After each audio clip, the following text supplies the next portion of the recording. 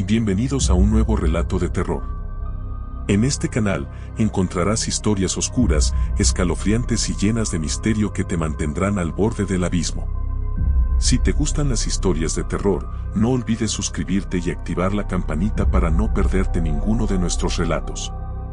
Déjanos un comentario contándonos desde qué lugar estás escuchando esta historia, nos encanta saber de dónde nos escuchan nuestros seguidores.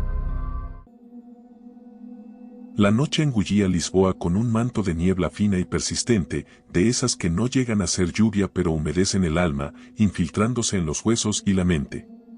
João, un conductor de Uber con 10 años de asfalto a cuestas, sentía el cansancio pesado en los hombros, una carga familiar al final de otra jornada agotadora. Casi la 1 de la mañana, otra carrera hacia Algés. Tocó el icono de aceptar en la aplicación y el mapa se iluminó en la pantalla del móvil sujeto al salpicadero, Rua das Portas de Santo Antão. La pasajera, una joven de unos 20 y tantos años, con cabellos color vino que la niebla parecía oscurecer y un rostro pálido bajo la luz parpadeante y amarillenta de los postes, ya esperaba en la acera. Una figura esbelta y casi etérea en la penumbra. «Buenas noches», dijo João, la voz ronca por el sueño y el humo de los cigarrillos que fumaba en cada descanso. Ella solo asintió, los ojos grandes y oscuros, casi inmóviles, fijos en algo más allá del parabrisas, como si vieran un espectro invisible en el paisaje. Entró en el asiento trasero, se abrochó el cinturón con un clic amortiguado que sonó extrañamente alto en el silencio de la noche, e informó el destino con una voz suave, pero extrañamente sin eco. «A la Rua dos Bacaloeiros, por favor». La aplicación tiene un error extraño, creo que no actualizó la dirección correctamente. João frunció el ceño. El mapa en su móvil todavía mostraba Algés, una distancia considerable de la base. ¿Está segura? El mío todavía dice Algés. Puedo intentar reiniciar la aplicación para ver si se resuelve. Ella esbozó una sonrisa forzada, un movimiento casi imperceptible de los labios que no alcanzaba sus ojos. Sí, estoy segura. A veces sucede. Solo siga hacia la base. La conoce, ¿verdad? Es un atajo que suelo usar para allá. João se encogió de hombros, un gesto de aceptación y resignación. Los errores en la aplicación no eran raros, y los atajos secretos eran típicos de los lisboetas. Puso el intermitente y se incorporó a la calle principal, sintiendo el ronroneo familiar del motor de su viejo Skoda Octavia. El tráfico era ligero, pero la niebla parecía hacerse más densa con cada manzana, transformando las luces de la ciudad en halos borrosos y fantasmagóricos. Condujo por el Rocio, la plaza principal, luego giró en la Rua Augusta, el corazón turístico de Lisboa, que a esa hora parecía extrañamente desierta, engullida por el velo fantasmal de la humedad. Las estatuas de la calle parecían observar con ojos vacíos, más de lo habitual. El silencio en el coche era denso, casi palpable, roto solo por el leve silbido del aire acondicionado y el sonido amortiguado de los neumáticos en el asfalto mojado. La pasajera no hablaba, no usaba el móvil, no mostraba la menor señal de distracción, solo observaba el paisaje que se desplegaba a través de la ventana, o quizás, pensó João, no miraba nada en particular. Su mirada vacía, hipnótica, lo incomodaba. Era una mirada que parecía ver a través de las cosas, no las cosas en sí, como si su mente estuviera en otro plano de existencia. Día agotador, intentó iniciar conversación João, más para romper el silencio opresivo que por cualquier curiosidad real. Un poco, respondió su voz, baja, casi un susurro que la niebla parecía absorber antes incluso de llegar a los oídos de João, como si la propia atmósfera le estuviera robando las palabras. Sintió un escalofrío.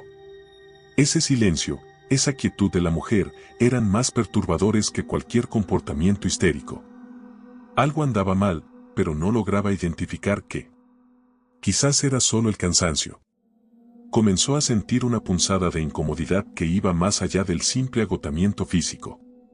La ruta hacia la base era familiar, pero la Rua dos Bacaloeiros, aunque conocida, era un enmarañado de callejuelas estrechas y edificios antiguos, algunos abandonados. Otros habitados por secretos que las paredes guardaban desde hacía siglos. A medida que se adentraban en el laberinto de Alfama, el barrio más antiguo de Lisboa, la niebla se transformó en una cortina pesada, casi táctil. Las luces de la calle desaparecían detrás de edificios fantasmagóricos y las aceras quedaban vacías, como si la vida hubiera sido drenada del lugar.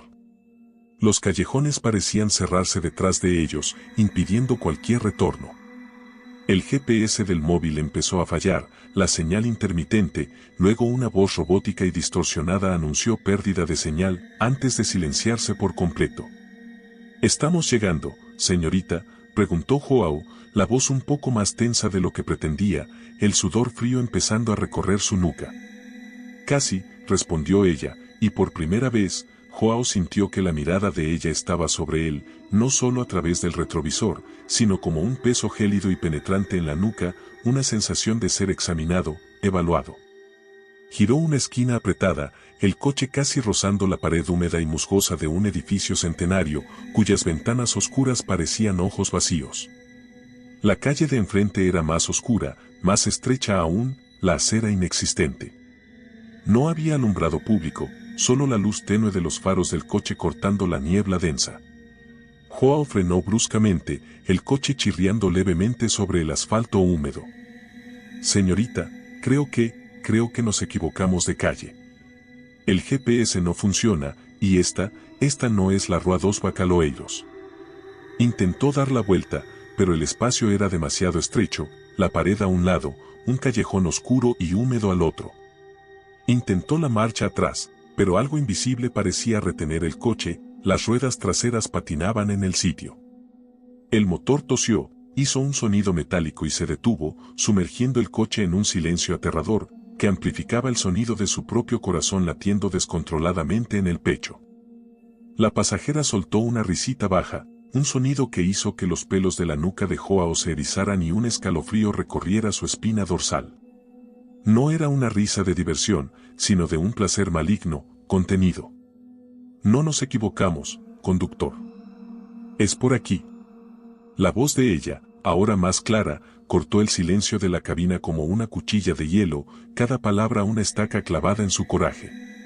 «No se preocupe por la salida. No la necesitará». En el espejo retrovisor, sus ojos brillaban con una luz casi sobrenatural, una fosforescencia opalescente en la oscuridad, la palidez del rostro acentuada por la oscuridad circundante. Las manijas de las puertas, que hasta entonces habían sido puntos de luz en el interior del coche, desaparecieron, engullidas por la oscuridad que parecía densificarse solo en el asiento trasero, transformándose en un abismo sin fondo. João intentó desbloquear las puertas, apretó los botones frenéticamente, pero no respondían, estaban muertos, inertes. Su corazón comenzó a martillar en el pecho, un ritmo frenético de tambores de muerte, ahogando el sonido de su propia desesperación. «¿Quién es usted?», susurró João, la voz temblorosa, casi inaudible, el miedo asfixiando las palabras en su garganta. La risa de ella aumentó, ahora un siseo seco y sin humor, como hojas secas arrastradas por el viento en un cementerio, o el rascar de uñas en una pizarra. «Soy su última carrera, conductor. La carrera que nadie registra, la carrera que no tiene destino en el mapa común.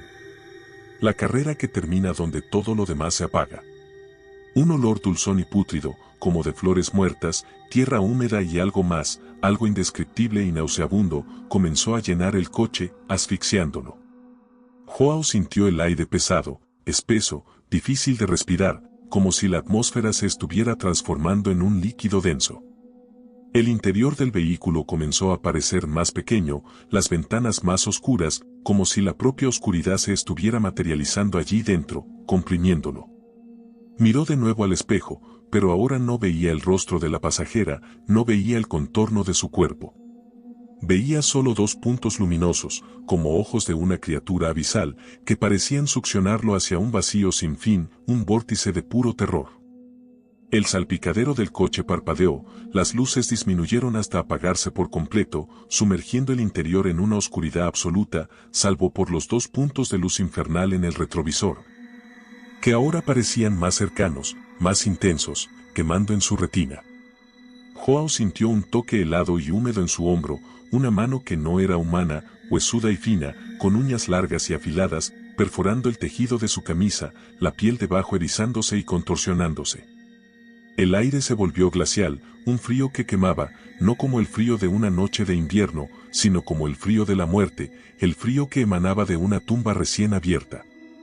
La voz de ella ahora estaba en su oído, un susurro que parecía venir de dentro de su propia cabeza, resonando en sus huesos. Su ruta termina aquí, Joao. Bienvenido a la última parada. A la parada eterna. Los últimos segundos fueron un borrón de terror indescriptible. Sintió la piel erizarse y encogerse, como si el cuerpo estuviera siendo exprimido, deshidratado, transformado en algo seco y vacío, una cáscara. Los huesos crujieron, un sonido seco y grotesco en sus oídos.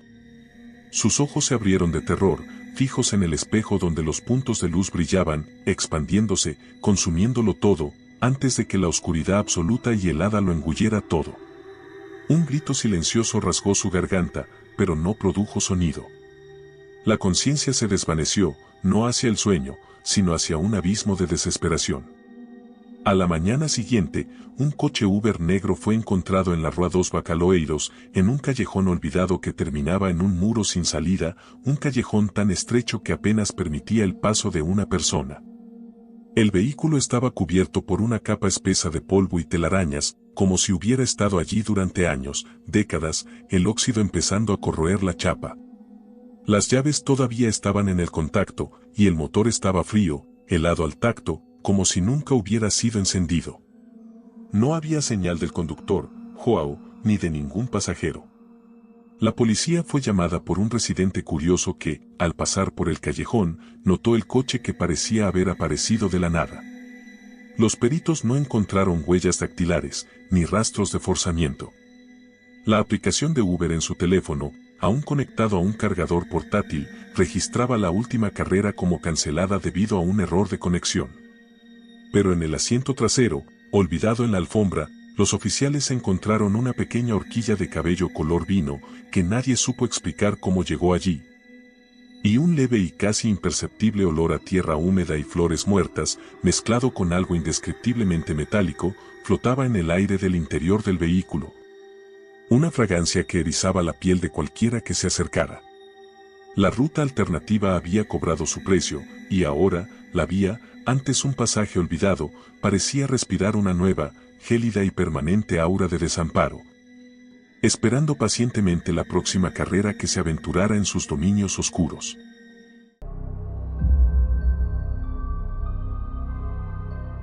La ciudad de Oporto, conocida por sus imponentes puentes y callejuelas medievales, parecía engullida por una extraña quietud aquella lluviosa madrugada de martes, cerca de las 2.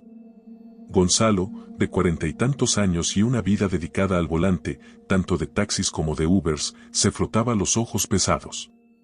La lluvia fina golpeaba el parabrisas de su Opel Astra, creando una sinfonía monótona que acunaba el cansancio.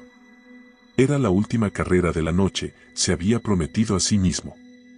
La aplicación vibró, una llamada a 10 minutos de allí, en el Bairro do Barredo, una de esas zonas antiguas y laberínticas que se anidan en las laderas de la Ribeira.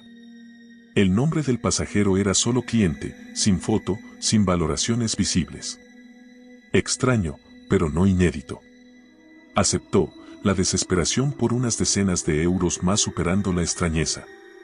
Al llegar a la calle indicada, un callejón empinado y oscuro, flanqueado por edificios decrépitos cuyas ventanas parecían ojos vacíos, Gonzalo disminuyó la velocidad. No había nadie a la vista. La lluvia empezó a caer con más intensidad y el viento aullaba entre los edificios. Esperó unos minutos, con el motor encendido, las luces de los faros cortando la oscuridad húmeda. Revisó la aplicación, pasajero llegando. Miró a su alrededor de nuevo, pero la calle seguía desierta.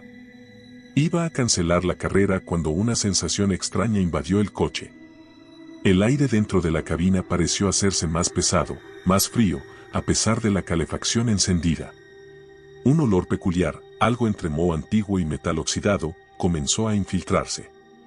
Gonzalo frunció el ceño, incómodo. Se giró hacia el asiento trasero, por un impulso inexplicable, y sintió un escalofrío recorrerle la espalda. El asiento estaba vacío, pero el cinturón de seguridad del lado del pasajero estaba abrochado. Un nudo se le formó en el estómago. Nadie había entrado en el coche. Estaba seguro. Salió del vehículo bajo la lluvia, empapándose en segundos, y abrió la puerta trasera. El cinturón estaba realmente abrochado. Su corazón empezó a latir más rápido. Intentó desabrocharlo, pero estaba atascado, como si una fuerza invisible lo estuviera sujetando firmemente. El olor a moho y metal se intensificó, casi nauseabundo. Volvió al asiento del conductor, intentando calmar la respiración. Debe ser un error del sistema, murmuró para sí mismo, un vano intento de racionalizar lo inexplicable. Miró la aplicación de nuevo. La carrera había comenzado. Destino, cementerio de Agramonte. Un sudor frío le corría por la frente a Gonzalo, mezclándose con las gotas de lluvia que ya no percibía. ¿Cementerio de Agramonte, a esa hora? Era uno de los cementerios más grandes y antiguos de Oporto, un lugar de paz y luto durante el día, pero que por la noche asumía un aura sombría e imponente. Nadie iba allí a esa hora, excepto, tragó saliva. Encendió el motor y el coche ronroneó como de costumbre, pero parecía más pesado, como si llevara una carga invisible e inmensa. Condujo despacio por las calles estrechas, el silencio en el coche roto solo por el sonido de los limpiaparabrisas y el latido de su propio corazón. Podía sentir el frío que venía del asiento trasero, un frío que parecía emanar de algo incorpóreo, algo que absorbía el calor del ambiente. Por el retrovisor, Gonzalo echaba miradas furtivas al asiento trasero. No veía nada, pero la sombra proyectada por el reposacabezas parecía más densa, más oscura de lo que debería ser, como si absorbiera la poca luz que entraba. Las vibraciones en el asiento, inicialmente atribuidas al mal estado de la carretera, ahora parecían más sutiles, casi rítmicas, como si algo estuviera respirando allí, silenciosamente. Intentó encender la radio para distraerse, pero solo un chisporroteo estático llenó la cabina. La apagó rápidamente, el silencio se instaló de nuevo, más perturbador que antes. A medida que se acercaban al cementerio, la neblina, que ya estaba presente, pareció densificarse, creando una barrera blanca que envolvía el coche. Los árboles a lo largo de la carretera parecían figuras esqueléticas, retorcidas en agonía. La puerta principal del cementerio de Agramonte estaba, como era de esperar, cerrada. Gonzalo detuvo el coche y miró la aplicación. Hemos llegado al destino. La voz robótica lo hizo saltar. Gracias por su viaje. Por favor, califique a su pasajero. Pero no hay nadie aquí, Gonzalo gritó al vacío del asiento trasero, su voz ahogada por el miedo.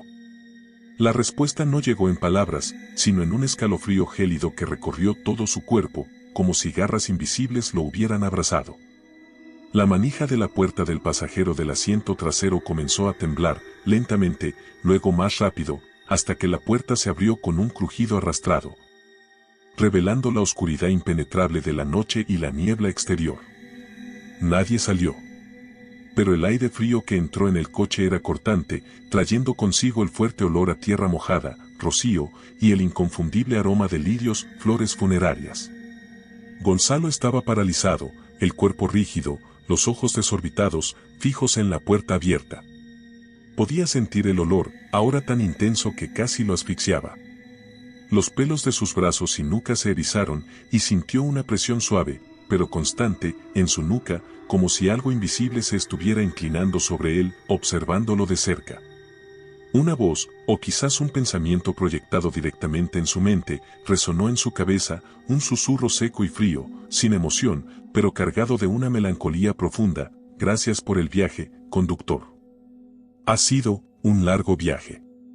El cinturón de seguridad del asiento trasero se desabrochó con un clic metálico seco y audible, reverberando en el silencio espectral de la noche. La puerta abierta crujió de nuevo, pero esta vez, en lugar de cerrarse, se abrió aún más, y Gonzalo vio algo materializándose en la rendija. No era una forma humana, sino una distorsión del aire, una silueta translúcida, casi como una figura hecha de humo oscuro y niebla. Sus contornos eran vagos, pero podía discernir lo que parecían ser brazos largos y delgados, y algo que se asemejaba a una cabeza inclinada, observándolo. El olor a lirios y tierra húmeda se volvió insoportable. El pasajero ahora parecía flotar fuera del coche, la silueta moviéndose lentamente hacia la puerta del cementerio. Gonzalo observaba, hipnotizado por el horror, incapaz de mover un músculo, de gritar, de hacer cualquier cosa más allá de presenciar aquella aparición. La forma oscura y nebulosa se alejó, sus contornos deshaciéndose y rehaciéndose con la brisa húmeda, hasta que se disolvió completamente en la densa neblina que cubría el cementerio.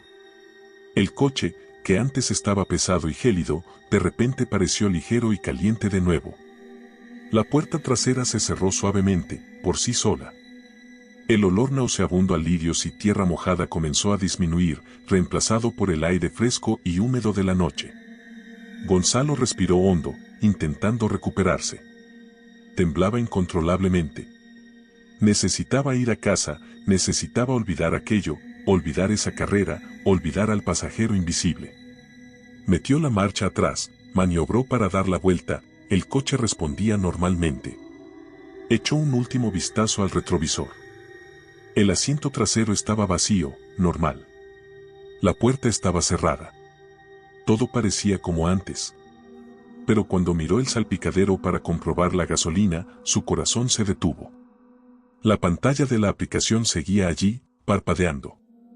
La carrera al cementerio de Agramonte. Y justo debajo del estado carrera finalizada, había aparecido una pequeña frase, que no estaba allí antes, y que le heló la sangre a Gonzalo hasta los huesos. Próxima carrera, origen, Ruado Barredo. Y debajo, en letras aún más pequeñas y casi imperceptibles, como si estuvieran escritas con la punta de una aguja microscópica, estaba el nombre del pasajero, que ahora aparecía completo, sin el anonimato de cliente. Pasajero, María Inés de Sousa. Califique su viaje. Gonzalo sintió un choque eléctrico recorrer su cuerpo. Nunca había visto el nombre del pasajero antes. Y lo peor, lo recordó. María Inés de Sousa. Él conocía ese nombre.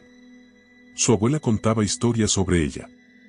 María Inés de Sousa era la novia que había sido enterrada viva, por error, en Agramonte, hacía más de un siglo, después de una fiebre que la dejó en un coma profundo.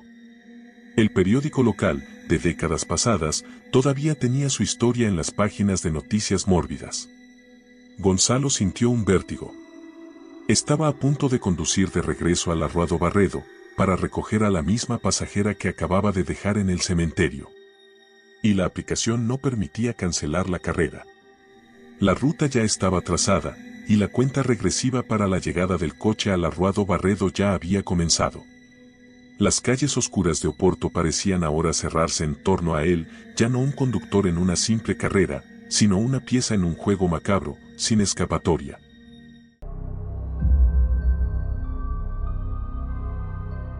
En una noche de viernes en Cascais, el viento atlántico azotaba la costa, trayendo consigo el olor salado del mar y una bruma fría que se adhería a la piel. Carlos, un exprofesor de historia de 50 años, que había cambiado el aula por el volante de Uber tras una jubilación anticipada forzada y amarga, sentía el peso de la noche y de sus decisiones en el corazón. Su coche, un viejo pero fiable Dacia Logan, parecía más un refugio solitario que un medio de subsistencia. Eran casi las 3 de la mañana y estaba exhausto, pensando en irse a casa cuando la aplicación vibró con una nueva solicitud. El nombre del pasajero era Sombra, y el lugar de partida, una antigua y aislada mansión en la cima de un acantilado, en la zona más remota de Cascais, conocida por sus leyendas y por ser casi inaccesible. El corazón de Carlos dio un vuelco. Nunca había tomado una carrera tan lejos y en un lugar tan desolado. La pantalla mostraba que el pasajero estaba a 10 minutos de distancia, y que la carrera ya tenía un valor predeterminado, lo suficientemente generoso como para justificar el desvío. Condujo por la carretera costera, la niebla marina tan densa que los faros apenas podían penetrar la oscuridad. El silencio en la radio, que había dejado de funcionar abruptamente al girar en la carretera que llevaba a la mansión, era ensordecedor. A medida que se acercaba, la silueta de la casa emergió de la neblina, una construcción de piedra oscura, con ventanas ciegas que parecían ojos vacíos y un jardín que más bien parecía un bosque retorcido de árboles viejos y grotescos. La iluminación era prácticamente inexistente, solo la luz parpadeante de un poste distante que apenas revelaba los contornos fantasmagóricos del lugar. Carlos detuvo el coche frente al portón de hierro forjado, oxidado y entreabierto, que gemía con el viento. Nadie apareció. Revisó la aplicación de nuevo. Pasajero llegando. Esperó unos minutos, con el motor encendido, el miedo comenzando a insinuarse en sus pensamientos. Estaba a punto de cancelar cuando una sensación extraña y opresiva invadió la cabina. El aire dentro del coche pareció volverse más pesado, más denso, con un olor que no pudo identificar de inmediato, pero que le trajo recuerdos de tierra húmeda y algo metálico, como sangre seca. Luego, un sonido. No un golpe en la puerta, sino un leve rasguño en el cristal del lado del pasajero, tan sutil que podría haber sido solo el viento, si no fuera por el patrón rítmico e insistente. Carlos giró la cabeza lentamente. No había nadie afuera. Pero entonces, lo vio. Una marca en la ventana, como un rasguño reciente, que se extendía de arriba a abajo, y otra más, formando lo que parecían ser 5 líneas paralelas. Como la marca de una mano gigantesca arrastrándose por el cristal. El corazón de Carlos se disparó. Sintió un frío gélido subir por su espina dorsal, ignorando la calefacción del coche. La ventana estaba mojada de rocío y niebla, pero esas marcas eran nítidas, recientes. Eran demasiado grandes para ser de un animal. Entonces, un sonido seco, un clic, vino del asiento trasero. Carlos miró por el retrovisor.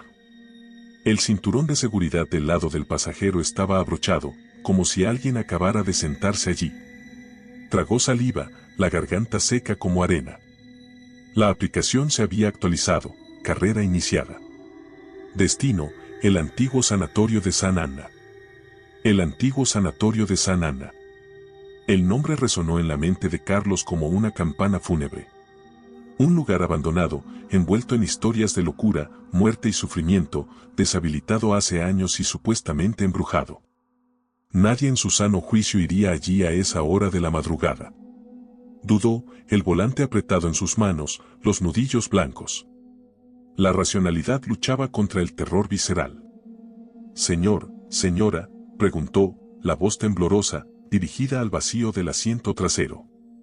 No hubo respuesta, solo el silencio denso y el olor extraño, que ahora percibía como un olor a formol y carne vieja, algo que conocía de su época como estudiante de historia, visitando antiguos hospitales. Carlos metió la primera marcha y comenzó a conducir, forzado por una fuerza invisible que parecía haber tomado posesión de su propio cuerpo. Las luces de los postes apenas iluminaban la carretera sinuosa y desierta. La neblina transformaba el mundo exterior en un túnel blanco. Por el retrovisor, echaba miradas fugaces al asiento trasero. No veía nada, pero la presión sobre el coche era palpable, como si un peso inmenso lo estuviera arrastrando. El asiento trasero parecía hundido, y el sonido de sus propios latidos llenaba la cabina. La radio seguía muda.